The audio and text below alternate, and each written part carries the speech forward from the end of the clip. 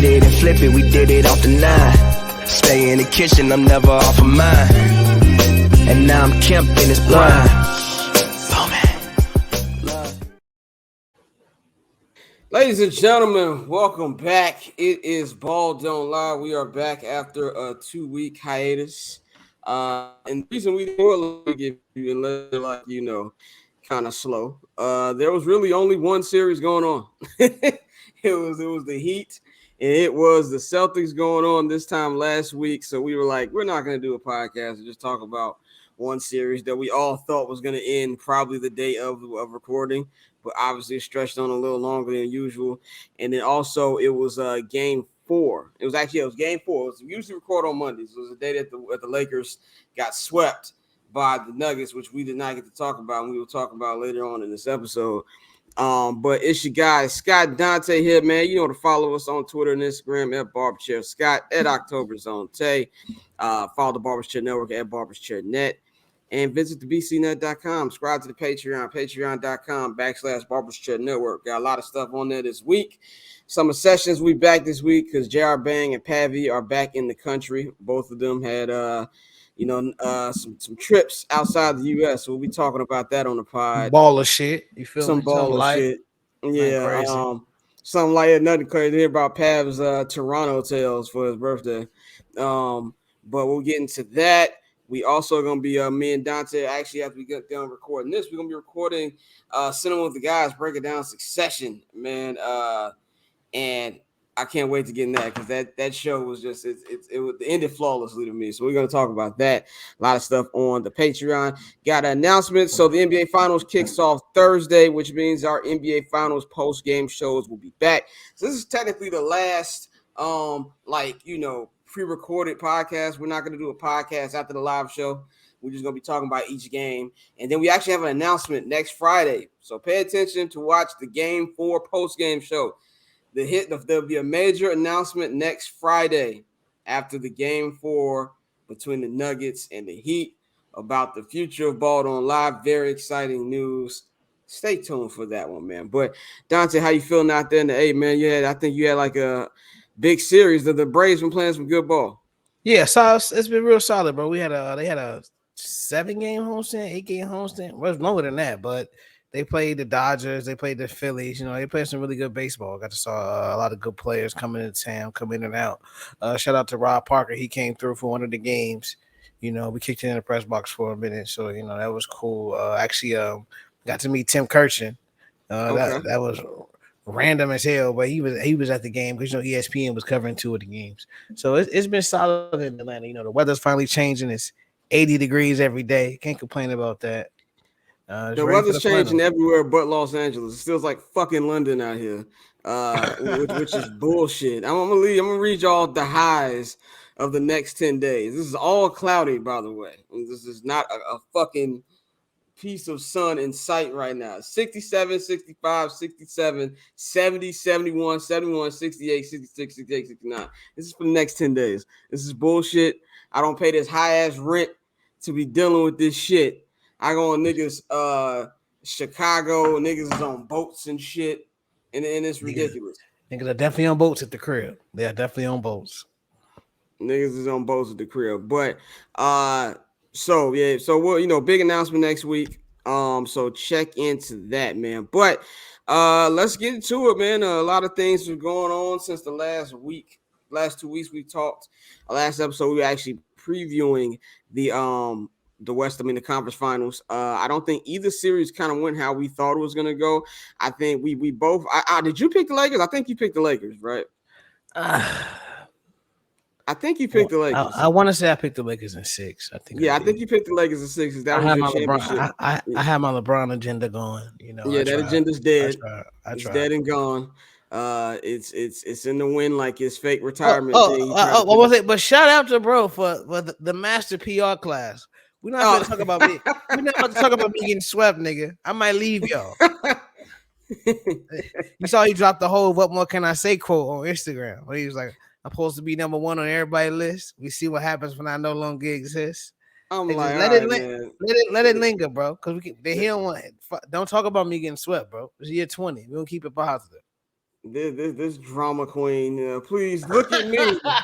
Look at me. But yeah, I There's had nothing I said. Denver. You I did. had Denver. I had it in 6 games. I did not think they was going to get their ass beat like the way they got beat. I picked Boston in 7, so I wasn't shocked that it went to 7, but I was shocked the way it went to 7. Right, right, right. A lot of things have happened there, but let's talk. Let's start with what happened recently because I kind of feel like the Nugget shit is kind of like old news at this point. So we'll get into that in a minute. But the Miami Heat, man, nobody. If you listen to any of our podcasts, you tweet with us, and you said you had the Miami Heat in the NBA Finals at the beginning of the playoffs, you're a fucking liar. You are a Yeah. fucking liar. Even me and Yeah. all my Jimmy Butler agenda did not see this shit coming. Yeah, the only person that had Heat Nuggets in the finals was Israel Gutierrez, and he's a Heat beat writer, so naturally, okay, we'll give him a Yeah. pass for that. But you're right. Nobody expected this. Nobody saw it coming. And I mean, normally it would already be one big thing if we just had, an 8 seed making it to the finals. But with the way the play in is set up now and all the extra hoops they have to jump through in order to get to the playoffs, it's put that much more of an emphasis on it. So everybody is really hyped about it, and rightfully so. Because, like you said, nobody expected this. I mean, this team lost their first playing game to the Atlanta Hawks. They were down by like 5 points to the Bulls with a couple minutes left in the second playing game. And now they're here in the NBA Finals and an improbable run. Beat the number 1 seed in the entire NBA. Giannis Antetokounmpo and the Bucks beat them in 5 games. Yeah, we know Giannis missed the first 3, but that don't really matter. Them niggas went out like some suckers. So I really don't care that he missed that game. What did they do when the 2 games this nigga played? They lost them shits too. Like the 1 game they won, Giannis didn't fucking play. You beat them, then you go to New York, beat a tough Knicks team in 6 games. And then you come into this Eastern Conference Finals against a team that it's actually like we talk about rivalries. There's not a lot of them in today's NBA because of so much player movement, and it's really not going to be any, especially when this new CBA goes to effect because a lot of these it's going to be really hard for teams to keep their players now. I really feel like we're stepping into the 1970s again, where this was the most parity the NBA has had this season, maybe in a super long time, and I feel like it's going to be like that a lot to the point where if you repeat, you're going to be looked at as a dynasty damn near. That's how much parity I think we're going to have coming. But, you have them, going up against a team that they've played in the Eastern Conference Finals now the 3rd time out of the last 4 seasons. And the way they lost last year with Jimmy Butler missing the game winner, which would have sent them to the NBA Finals against Golden State. And now they're back at it again. They took a 3-0 lead, almost blew a 3-0 lead, but then won in dominating fashion by 20 points last night in Game 7. Just what's your thoughts on, just this series and like just everything the Heat have been through in this playoff run?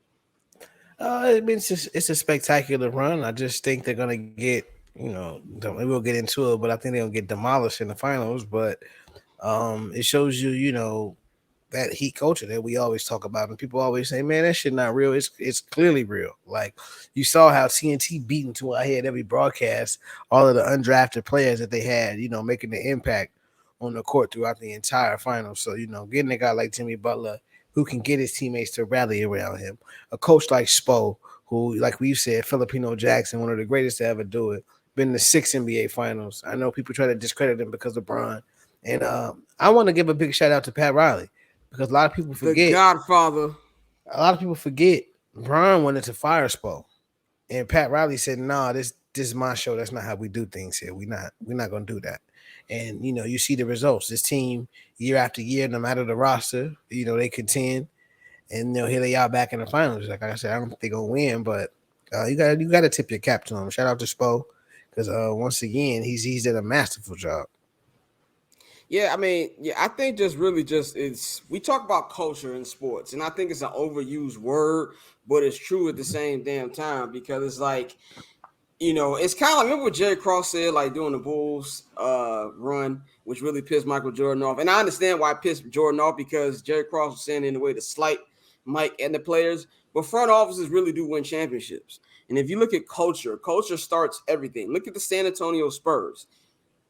That was culture. They had that coach there of Greg Popovich being the coach and in the front office, the culture being set with Tim Duncan. And then it started with Tim Duncan and David Robinson. David Robinson retired. And then Duncan brought on the Manu Ginobili and Tony Parker.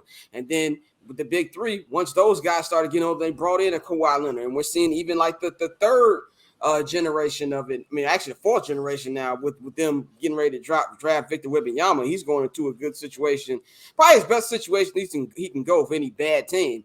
But you see it with the Miami Heat. Ever since Pat Riley has taken over this organization, like in when did he leave? Like when did he leave the Knicks? Like 1995 or some shit like that. I think he left the Knicks. Some point in the 90s. So, yeah, some point in the mid 90s, and they've just been elite, especially since they drafted Dwayne Wade in 2003.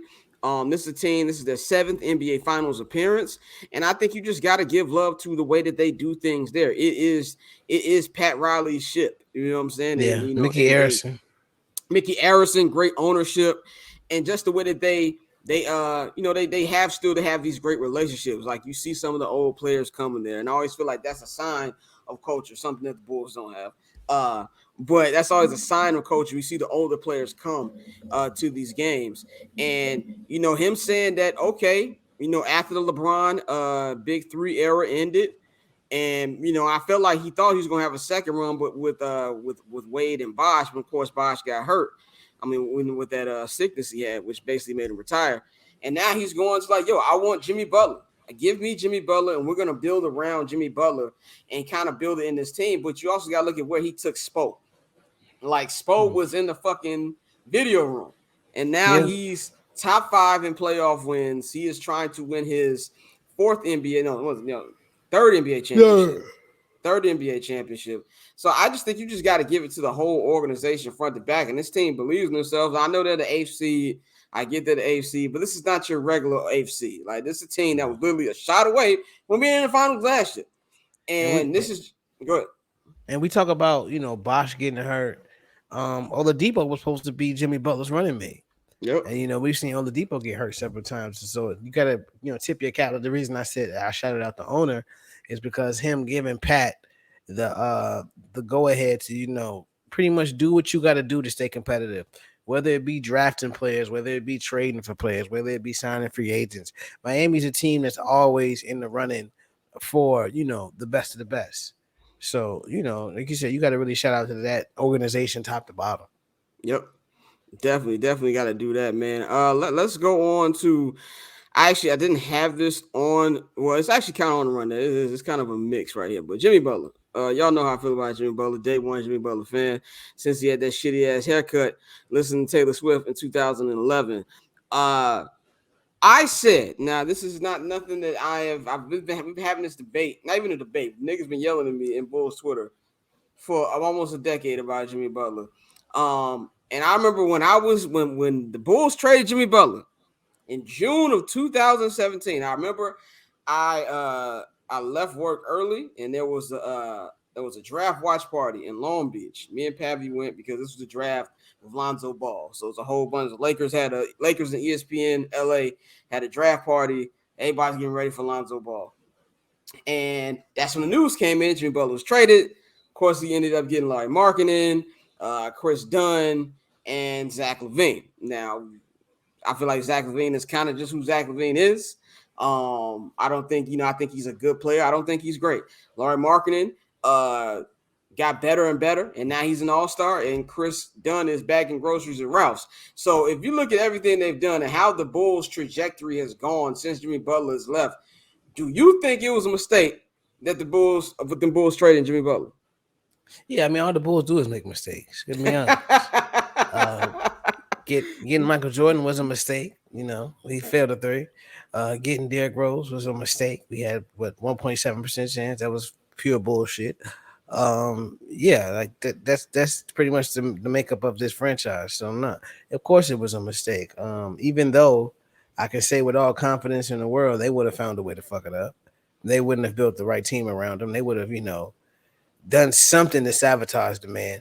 So as much as I do think it was a mistake to trade Jimmy, and I think that's obvious. At the same time, the way the Bulls are ran, they would have found a way to mess that up. I think it's a classic case of two things can be right at the same time. The Bulls definitely fucked up by trading Jimmy Butler, but like you just said, the Bulls would have fucked up having Jimmy Butler the same way they fucked up having Derrick Rose. And I think the thing with Derrick Rose, yes, we know about the injuries, but I want Bulls fans to remember this one thing. Before the injuries, after having your best season you've had since Michael Jordan left the building, 62-20 record. That was such a fun season. Derrick Rose, youngest MVP of all time. These guys had the number one seed in the NBA, not just the East, the NBA. Beat Indiana in the first round. Nice competitive series against the Hawks in the second round. And then just got beat up by the Heat, mainly because Derrick was out there by himself. I still get flashbacks from game 4 of that fucking series where they went to overtime. I don't know if you remember that game. Overtime, and all we saw was Derrick going 105 and Chris Bosh taking Carlos Boozer to hell and back. After you losing to the Heatles, what does John Paxson do the next offseason to help Derrick Rose? This nigga signs the shooting guard formerly known as Richard Hamilton. Rip Hamilton was not Detroit Rip at this time. He was older guy. So you saw that he was getting hurt. Like, and remember, Jamal Crawford was available too. And I don't think Jamal Crawford would have been like quote unquote a difference maker, but it would have been a lot fucking better than fucking Rip Hamilton. Yeah, and but so you gotta remember D Rose asked for Rip Hamilton. D Rose asked for Rip Hamilton? D Rose requested, like, you know, all his non-recruiting, I don't recruit shit. He's Rip Hamilton was one of the people he told him to go get. So I don't really give him too much flack. I don't give him too much flack about that one because bro asked for Rip. I did not know that. I was not aware of that. And just being honest, G, that injury changed everything because I still believe they could have beat Miami that year. Yeah, like I do too. Miami almost lost that year. Yeah, Miami almost lost to the old ass Celtics. Remember? Yeah, it that changed everything, G. So, but yeah, no, to your point, that they did him no favors. Yeah, I just feel like it's something where, you know, obviously culture, like we just talked about, helps a lot, and they have way better, more of a better place to build a winner in Miami than they do in Chicago. But you can't the way the franchise is gone since they traded Jimmy Butler in 2017 is like god awful. Like it's bad. Like this is honestly to me, it's worse than the Baby Bulls there because at least the Baby Bulls better. Them niggas were just flat out trash. Like you coming off the dynasty, you rebuilding. This is just bad. I mean, we're stuck in basketball purgatory. Let's just call a spade. Where you don't want to be mediocre. Because I mean, you get the same mediocre draft picks, or you don't have draft picks because you traded them trying to stay relevant, but you don't have a team that's a championship contender. And you know, now with the whispers that they don't think Lonzo will ever play again, which we've been saying since last year, it's unfortunate. So unless you can get a point guard in here to run this team that you've built that needs a point guard, and you don't want AK and Mark Eversley say, wow, we almost beat the Eastern Conference champions, because that is classic Reinsdorf way. Classic Reinsdorf way. We almost beat the Eastern Conference champions. Let's run it back. But we're not here to talk about a team that lost a month ago. But let's move on to the Western Conference champions, man. The Denver Nuggets last Monday, feels like 5 fucking years ago now. They completed a sweep of the Los Angeles Lakers. LeBron had a great last game, 40 points, 9 rebounds, 11 assists, whatever the hell he had. And he played damn near basically the whole fucking game. Before we get to the actual narrative about Nikola Jokic, what do you think went wrong for the Lakers in this series? Especially you picked them to come out and win the whole damn thing. What do you think went wrong in this series? Especially because I kind of feel like AD and LeBron didn't play quote unquote bad. Yeah, I mean at the end of the day, their role players weren't as good as the role players for the Nuggets. And when it comes down to those games, you know, we talk about how, you know, we always say, oh, man, you know, a series don't start till the home team loses. It's like coming into that game 3, they gave it their best shot out the gate. And then just quickly, you know, I think they were up 15 and then Denver came back and they would just took the lead. Just overtook them and it was just over with from there. And so I think more than anything, this is one of those situations where people have been so stuck on downplaying Joker, downplaying Denver. This is just a really good basketball team. Jamal Murray has shown you flashes of the old Murray. You know, I was joking with you when I was talking about the light-skinned delegation. Got to make some adjustments. I'm glad you brought that up because now I'm here to say it. Yes, we will be accepting Jamal Curry into the light-skinned society. Okay, I have talked shit about this man countless times over the last couple years. Countless times over the last couple years. I admit I was wrong. You shut me the fuck up. I thought it was just some bubble bullshit. You have beat the bubble allegations. and it is time to welcome you into the family. And it's also time for a certain member to get the fuck out. We sending Jason Tatum on. We putting Jason Tatum on waivers. We put him on waivers. I talked to Steph. I talked to Drake. I talked to Chris Brown. We have all decided Jason Tatum gotta get the fuck up out of here. Yeah, he's Meeting adjourned. Meeting adjourned. Yeah, but no, the Nuggets are just a true number one seed with the guy who I think should have been MVP. But it's about time that they get the respect that they have deserved all season. This team is legit, and they showed you that the Lakers were the number one defensive team coming into it, and they were the number one offensive team, and they picked the Lakers apart. Every adjustment Ham tried to make, it didn't matter. They and I know I was one of the people saying, man, the Nuggets ain't gonna shoot like this in game 2, and they didn't shoot as well. They some of the circus shots they were hitting, but at the same time, they still executed their offense when they needed to. There was a lot of funny conversation about that series. And like I said 5 years ago, I don't even know what podcast I said it on or if it was a tweet, but 5 years ago when Mr. James came to Los Angeles, I said the marriage between Laker fans and bronze sexuals will be the worst relationship in history of sports. And it has been. And to see them fail, like to see just have them have this season starting 2-10, with 3% chance making the playoffs, and then they make it they win the play-in game after being down in the play-in game 15 points. They knock off the Grizzlies in the first round, knock off the Warriors in the second round. They're like, oh, it's just a foregone conclusion. We go in the finals. The Nuggets don't do shit, and then just to fail so epically. They just got their ass whooped. It just got there's no excuse to make. They just got their ass beat. And I knew there's always a point in every series where you just know who the better team is. We all knew in game 3, like a quarter into game 3, with the way that the Nuggets came out, that is the better team. But even in game 4, I was like, okay, we'll give them this one. LeBron's not going to go. They're not going to allow him. He's not going to allow to get swept on his home court. And to be fair, LeBron didn't go. Like, he had a great game. Like, he played well, but he's older. As you saw in the second half, he ran out of energy. And what is Jeff Van Gundy kept saying? Why is he going to paint? The nigga's old. He's tired. Like, he used all his energy in the first half. So they had like a 15-point lead at halftime in game 4.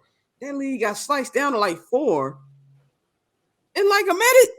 And I was like, okay, yes, they're done. This is just the better fucking team. And we saw, and we come to Nikola Jokic here, which is this topic. Stop the bullshit. Like all the bullshit narrative around Jokic. Watch basketball, man. Like, we really had a debate. And what I mean by we, I mean the media in general, not us on this platform, because we talk about what the fuck we watching. Well, he only won an MVP because he's white. If he wins 3, it's abomination to the league. Da-da-da-da-da. Look what Joel Embiid is doing. Yeah, I saw Joel Embiid hoe out in the second round against the fucking Boston Celtics, one of the most unserious teams in the NBA. If Joel Embiid was the MVP he needed to be in Game 6, there wouldn't have been a Game 7, and they went on to the Eastern Conference Finals. What do we see in Game 3 and Game 4 from Nikola Jokic? Okay, I'm not having the best game. I'm in foul trouble. I'm finna go in here. We finna run this 2-man game, me and Jamal, because they can't stop it. And I'm going to dominate. I'm going to get us this W. That's what MVPs do, man. That's what MVPs do. And he is 4 wins away from everybody having to shut the fuck up forever. Yeah, I think Joker, man, like you said, is one of the best players in the league, if not the best player at this point. Like you said, it's time to just call a spade. And the production is there because, as much as we talk about individual play, it's still a team game. And so he's able to get the most out of his teammates. And if we see this year, he leads this team to a championship, essentially, especially if, he did it in the conference finals. If he averages a triple-double in the finals from the center spot, you feel me? That's crazy. That's some legendary shit. And like when you see a lot of the posts that are coming up and he's being compared to Wilt Chamberlain, you feel me, and things like that. So it's like, no, like it's time for people to stop. And it's sad with basketball because you got a lot of people who are saying like, oh, well, this finals is going to be trash and X, Y, and Z. And like people are more so focused on narratives as opposed to just watching basketball. And it's like, we got to really cut that shit out because this is going to be a good series. It's going to be a lot of good basketball, a lot of good X's and O's. Like I said, Spo is going to try to find a way to neutralize Joker. How they do that, I don't know. I think Bam is going to be in hell for 4 games. But I think more than anything, like you said, it's just time to just be honest about it and say this is an elite basketball player and what he does is special. We should really just appreciate it. Yeah, I think you hit the nail. The discourse. I know I've talked about this countless times. You talked about countless times. The discourse on this app on Twitter during NBA is terrible. Like we have had, I think it's been documented. I think both of us talked about this all season. This is probably one of the worst NBA regular seasons I've ever seen in my damn life. I'm talking about, even up to the fucking All-Star game was god awful. But these playoffs have been very entertaining. And now you have, remember when we had the Warriors in the Cavaliers in the finals for like 5 years in a row, and they were like, I'm tired of seeing LeBron and stuff. Okay, now you got a new matchup here. You got a new matchup here. You got an exciting matchup here. Two teams who deserve to be here. And you up here talking about ratings like you fucking Bob Iger. Like, get the fuck out of here. Like, the amount of people who watch the NBA will be watching. Now, am I going to be naive and say, oh, well, is it going to be one of the highest rated finals of all time? Of course not. It's probably going to be with some of the Spurs finals is rated. But also people got to be realistic with the whole ratings thing because people don't watch. People stream everything. Yeah, half of my legal stream. You saw Mark Cuban hop on in like the police last game. And Officer Cuban. Yeah. How many people are watching this on the stream? I would just like to. I'm just curious. Like, no, because they know they losing money off the streams because people don't have time to pay for all this shit. So like, you can't really look at ratings. It's too many of them.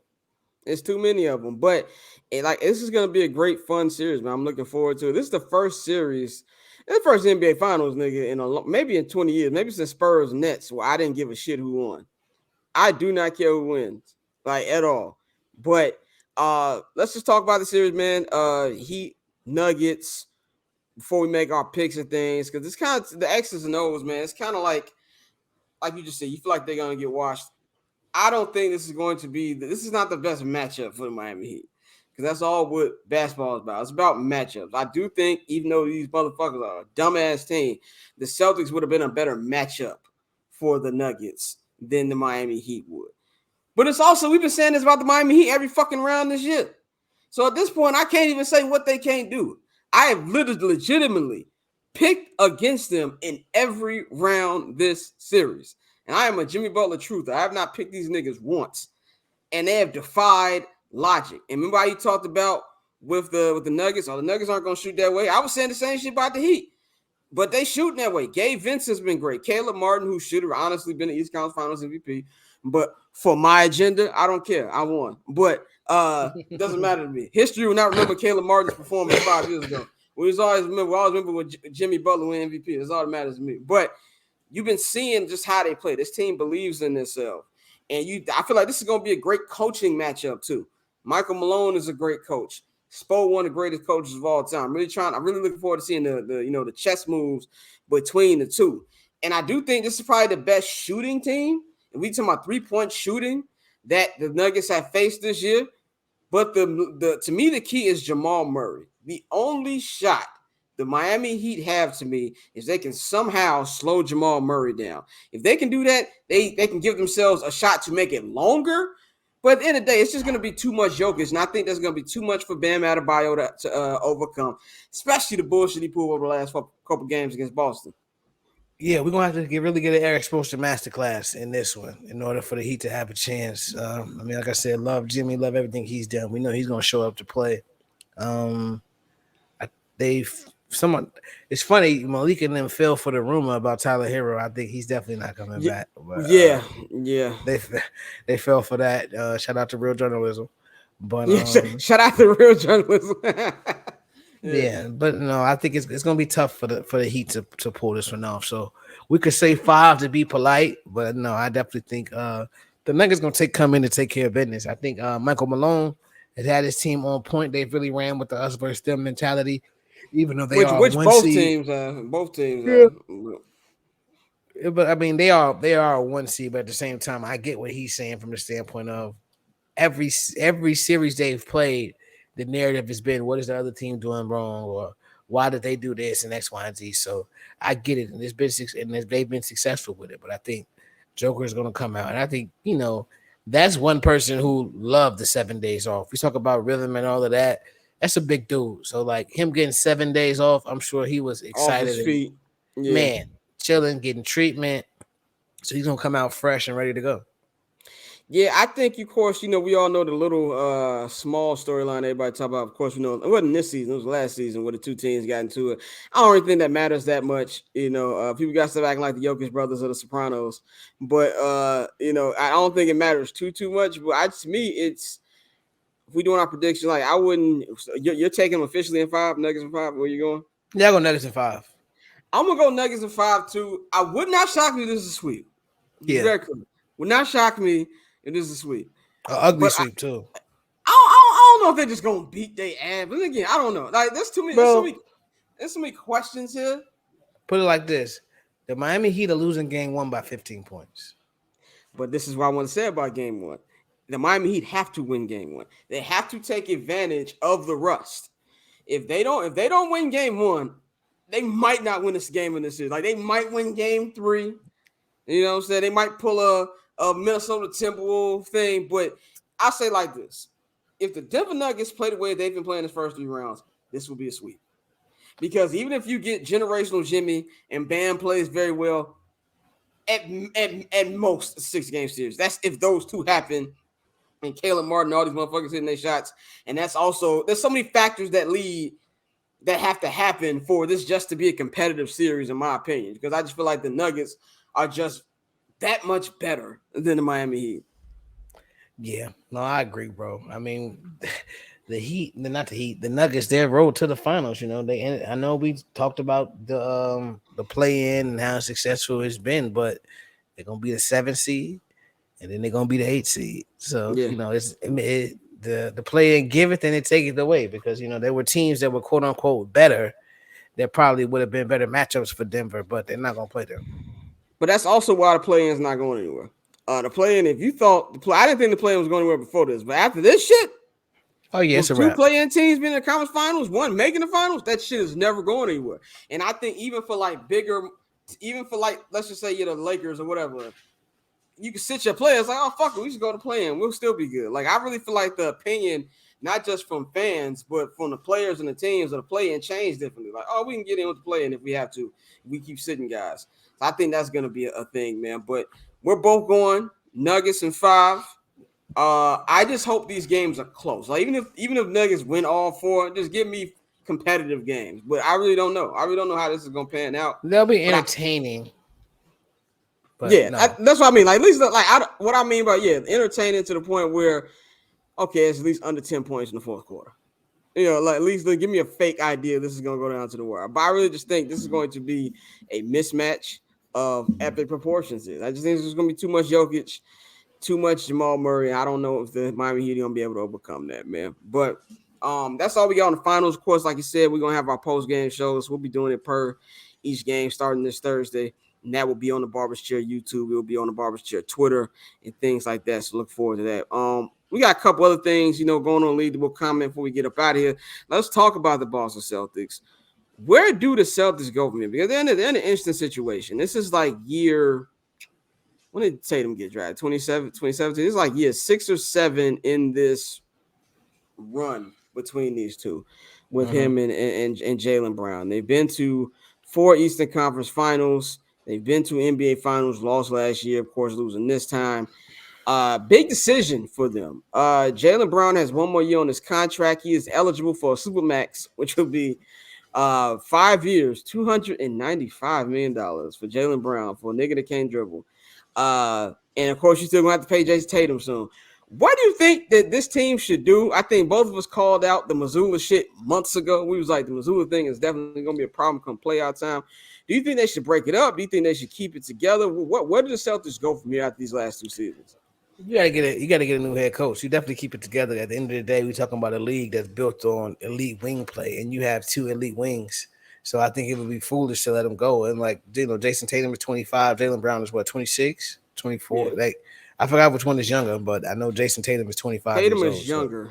Tatum is younger. So Jason is Jaylen is probably 26, 27. Either way, you have 2 elite players. I know things didn't go your way. Only a year older. He's 26. Oh, perfect. So yeah, I know things didn't go your way this year, but no, you get a new coach in there. You can get figure out what you're gonna do with Robert Williams. But I believe he's a restricted free agent, or I know he's a free agent.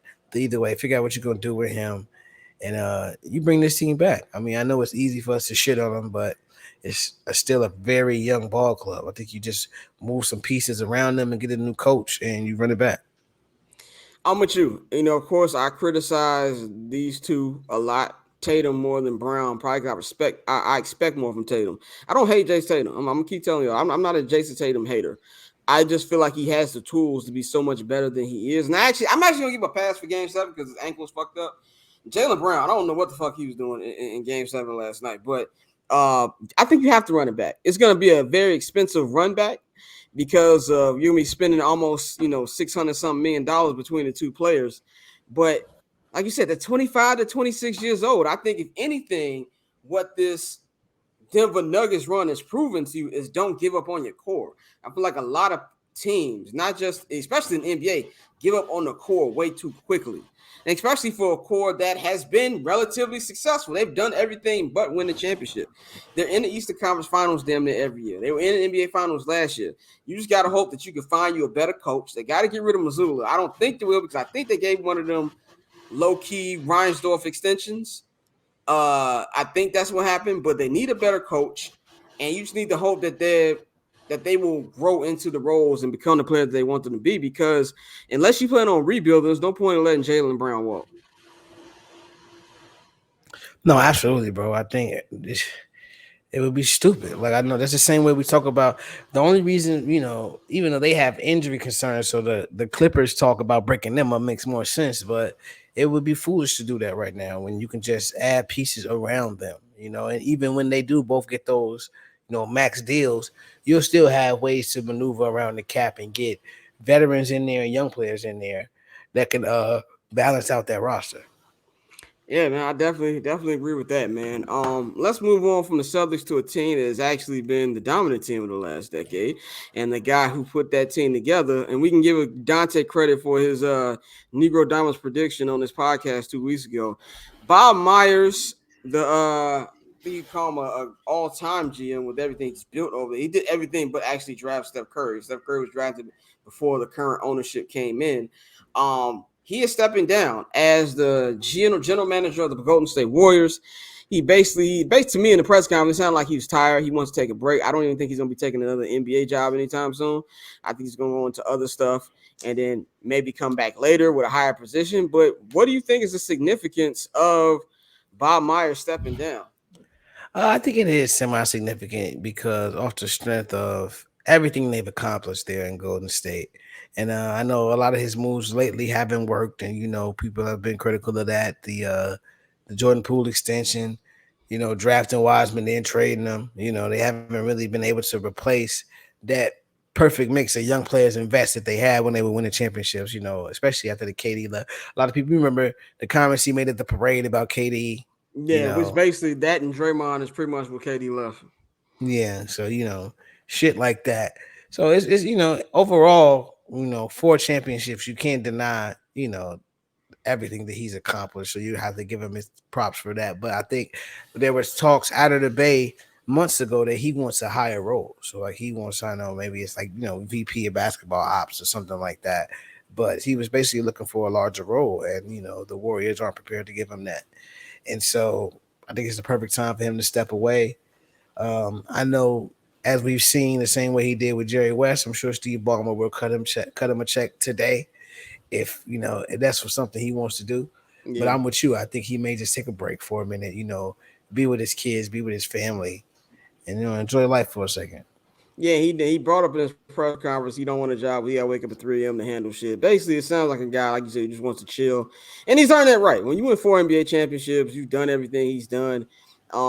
Fans can say whatever they want. Fans are real. What have you done for me lately? And that's pretty much what comes down to. And it's funny because they won a championship just last season. But I think he's earned it. I think he's definitely probably the best general manager in Warriors history, and I think he's earned the right to be able to chill back. And as far as where the Warriors go next, I wouldn't be worried if I was a Warriors fan. I think they have great ownership. I think they will find a great replacement if they don't already have one groomed in coming in or something like that. I think that they'll be fine long term. Every time you move on from an executive like that, it can be hit or miss. Sometimes they come in and they can make good moves, or they could be like we're watching. Who's my man in Wrigley right now? His Jed Hoyer coming after Theo. Jed Hoyer's Yeah. not doing a good job over there right now, so it could be one of them too. But when you got Steph Curry, I think that's that's a good starting block right there. Yeah, absolutely, bro. That's it. I mean, keep Steph happy should be number one. That's what we're Priority doing. number one. Yeah. Keep Steph happy, and we go from there.